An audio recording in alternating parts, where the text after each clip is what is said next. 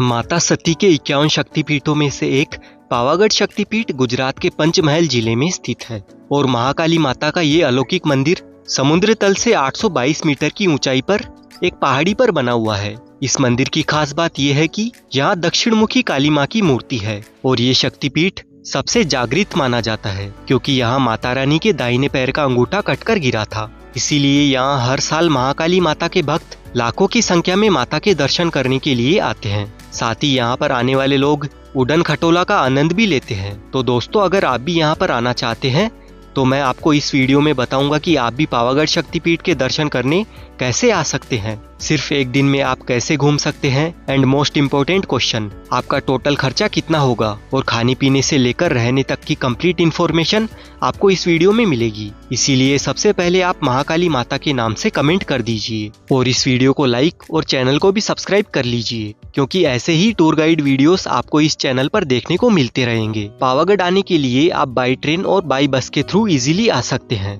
By train से पावागढ़ आने के लिए यहाँ का नियरेस्ट रेलवे स्टेशन वडोदरा है, जहाँ से पावागढ़ की दूरी सिर्फ 35 किलोमीटर है। वडोदरा रेलवे स्टेशन पहुँचने के बाद रेलवे स्टेशन से 2 मिनट के वॉकेबल डिस्टेंस पर सेंट्रल बस स्टैंड बना हुआ है। यहाँ से पावागढ़ जाने के लिए बसेस अवेलेबल रहती है और इस बस डेपो की एक खास बात है, इस डेपो तक जाने के लिए आपको इस बड़े से मॉल के अंदर से गुजर कर जाना होता है और पावागढ़ जाने के लिए आपको 15 और 16 नंबर गेट पर बसेस मिल जाएगी। बस की टिकट जाने के लिए 65 रुपए की होती है और रिटर्न आने के लिए टिकट 44 रुपए की होती है। वडोदरा से पावागढ़ बस डेपो तक पहुंचने में हमें करीब 1 घंटे का टाइम लग जाता है। पावागढ़ बस डेपो पहुंचने के बाद यहाँ पर रुकने के लिए काफी सारे होटल रूम्स और धर्मशालाएं 500 रुपए से लेकर 1000 रुपए तक मिल जाते हैं। पावागढ़ मंदिर एक पहाड़ की ऊंची चोटी पर होने के कारण पावागढ़ बस डेपो से हमें एक और बस या टैक्सी के थ्रू 5 किलोमीटर आगे माची जाना होता है और बस से जाने के लिए 23 रुपए की टिकट होती है। वहीं शेयरिंग टैक्सी के चार्जेस 50 रुपए से 100 रुपए तक होते हैं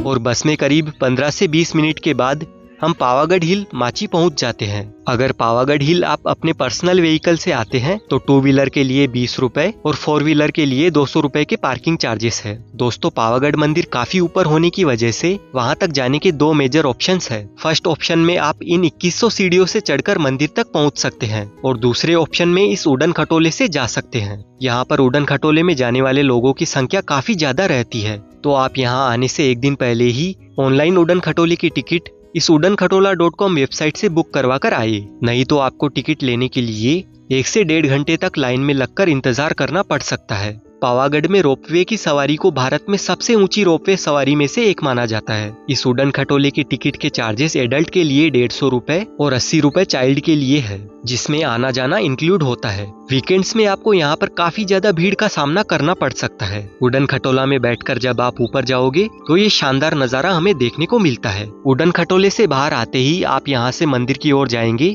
तब रास्ते में आपको मार्केट लगा हुआ दिखाई देगा, जहाँ से आप प्रसाद और पूजा की सामग्री खरीद सकते हैं। यहाँ से कुछ दूर चलने के बाद हमें ये दूधिया तालाब देखने को मिलता है, जो कि इस खूबसूरत जगह पर मौजूद है। इस तालाब की भी काफी मान्यताएं हैं और इसी तालाब के पास से मंदिर में जाने के लिए ये बड़ा सा प्रवेश द्वार बना हुआ है। अब यहाँ से हमें लगभग 250 सीढ़ियाँ चढ़कर माता जी के मंदिर तक जाना होता है। शक्तिपीठ उन पूजा स्थलों को कहा जाता है जहाँ सती माँ के शरीर के अंग गिरे थे। पुराणों के अनुसार माता सती के पिताजी प्रजापति दक्ष ने भोलेनाथ जी को यज्ञ में नहीं बुलाया था। इससे यज्ञ में अपमानित हुई सती ने योग बल द्वारा अपने प्राण त्याग दिए थे। उसके बाद सती की मृत्यु से व्यथित शिव शंकर उनके मृत शरीर को लेकर तांडव करते हुए ब्रह्मांड में भटक रहे थे। तब विष्णु जी ने ब्रह्मांड की रक्षा हेतु अपने सुदर्शन चक्र से माता सती के टुकड़े कर दिए थे और जहाँ जहाँ माता सती के शरीर के अंग गिरे वहीं शक्तिपीठ बन गए और यहाँ पावागढ़ में माता सती के दाहिने पैर का अंगूठा कटकर गिरा था, इसीलिए इस जगह का नाम पावागढ़ पड़ गया। इसी तरह पावागढ़ के नाम के पीछे एक और कहानी है।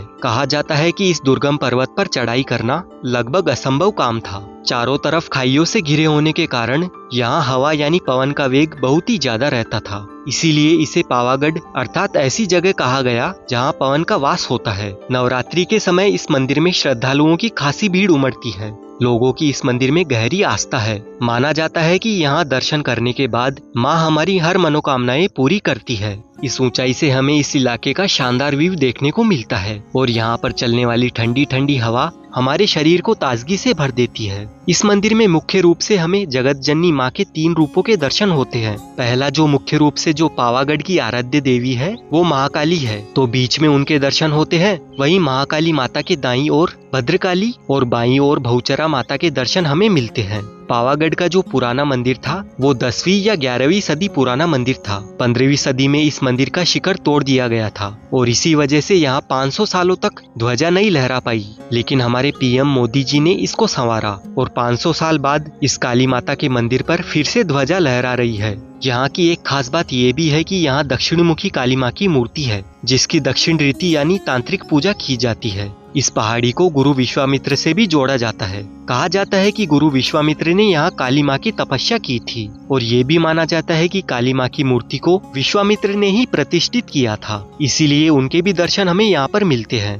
मंदिर के पास में ही प्रसाद काउंटर बना हुआ है, जहाँ से आप प्रसाद ले सकते हैं। माता के दर्शन करके माची से नीचे आने के बाद यहाँ पर चंपानेर में आप यूनेस्को वर्ल्ड हेरिटेज साइट्स भी घूम सकते हैं। बस डेपो के सामने ये शानदार इमारतें बनी हुई है जो इस किले के अंदर है और इस किले के अंदर पूरा शहर बना हुआ है और आज भी यहाँ पर लोग रहते हैं। इन साइट्स को देखने के लिए आपको ऑनलाइन 35 रुपए की एंट्री टिकट लेनी होती है। इस साम्राज्य को सबसे पहले वनराज चावड़ा ने 8वीं शताब्दी में बसाया था और ये जगह पहले राजपूत साम्राज्य की राजधानी हुआ करती थी, लेकिन सुल्तान मोहम्मद बेगड़ा ने इस जगह पर 1484 में 20 महीने की घेराबंदी करके चंपानेर और पावागढ़ पर कब्जा कर लिया था। उसके बाद मोहम्मद बेगड़ा ने यहाँ पर 23 सालों तक कई सारी इमारतों का निर्माण करवाया था। फिर बाद में हुमायूं ने यहाँ पर 1535 में कब्जा कर लिया था। यहाँ पर 100 से भी ज्यादा स्मारक बने हुए हैं। उन्हीं में से देखने लायक है ये शहर की मस्जिद। इस मस्जिद पर 2 ऊंचे मीनार बने हुए हैं और अंदर कई सारे पिलर्स लगे हुए हैं। इस मस्जिद को 15वीं और 16वीं शताब्दी में गुजरात की सल्तनत के कुलीन वर्ग व राज परिवार के लिए बनवाया गया था। उस टाइम ये उनकी पर्सनल मस्जिद हुआ करती थी। ये स्मारक भारतीय और मुस्लिम स्थापत्य का मिश्रण है और इसमें 5 मेहराब बने हुए हैं और इनके ऊपर एक एक बड़ा गुंबद बना हुआ है और उन गुंबद के चारों ओर 4 और छोटे गुंबद बने हुए हैं। और ये है एक और टूरिस्ट प्लेस जिसे कहते हैं जामी मस्जिद। इस मस्जिद का निर्माण 1508 से 1509वीं शताब्दी में हुआ था और ये स्मारक मुस्लिम, हिंदू और जैन शैली के मिश्रण में बनी हुई है। यहाँ पर इस मेन एंट्री गेट की जालीदार नक्काशी काफी सुंदर है और मस्जिद के सामने ये 2 बड़े मीनार बने हुए हैं और इसके अंदर 172 पिलर्स मौजूद है। इसके ऊपर इंडो इस्लामिक शैली में 2 कमरे भी बने हुए हैं एंड ये जगह घूमने के लिहाज से काफी बड़ी और सुंदर है। अब हम पावागढ़ यात्रा में होने वाले कुल खर्चे की बात करें तो अगर हम पावागढ़ मंदिर में दर्शन करके वापस वडोदरा सेम डे आ जाते हैं तो हमारा खर्चा 500 रुपए से लेकर